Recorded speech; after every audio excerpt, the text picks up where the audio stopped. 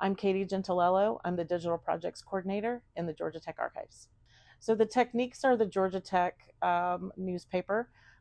Started back in 1911. So you can see that we have quite a few volumes, over 100 years worth. To digitize this collection it was pretty heavy lift. A lot of these are bound volumes. There's so much Georgia Tech history within these pages, and we get researchers all the time who are looking for material that we can only assume, rightly so, that they were in the newspaper. A lot of our researchers and archives really like and look for historic information from campus, stuff that had happened 50 years ago, 75 years ago, rumors, things that they've heard as student tours. And it's really fun to see a researcher find the resource online and be able to tease out some information related to their research topic.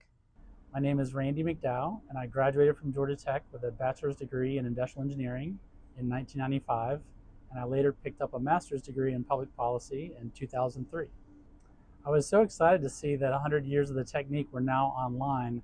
I started writing for the technique, I think, summer after my freshman year, and wrote a number of articles. So it was awesome to be able to search the archive and pull up articles that I had written, and later some articles that had me in them when I was on staff at Georgia Tech after I graduated. I was able to get a screenshot of one of the cover articles where I was mentioned and shared that with my son, and he thought that was pretty cool to see Dad back in the day.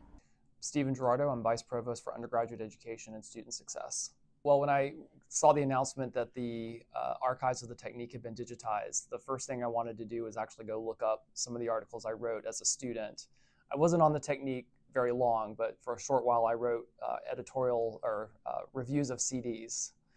And that stems from my background working in a music store during high school. So when I searched for that, I came across the editorial that I had written when we really had first opened the Clough building, and we had established what was called the Center for Academic Success.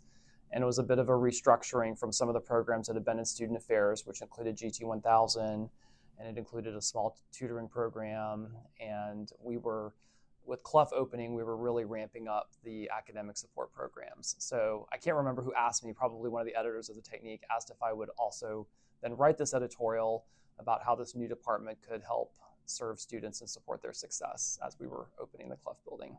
I think one of the first articles that I got to write was one on budget cuts, and it was amazing having access to the administrators that when you called them and said, "Hi, I'm with the technique," it just opened the door, and I got to talk to all sorts of folks about what was happening, and I was amazed at what they would tell me, what I learned, and that helped me get involved as a student at Georgia Tech, that I got to see a little bit behind the scenes and understand more about how the university was run.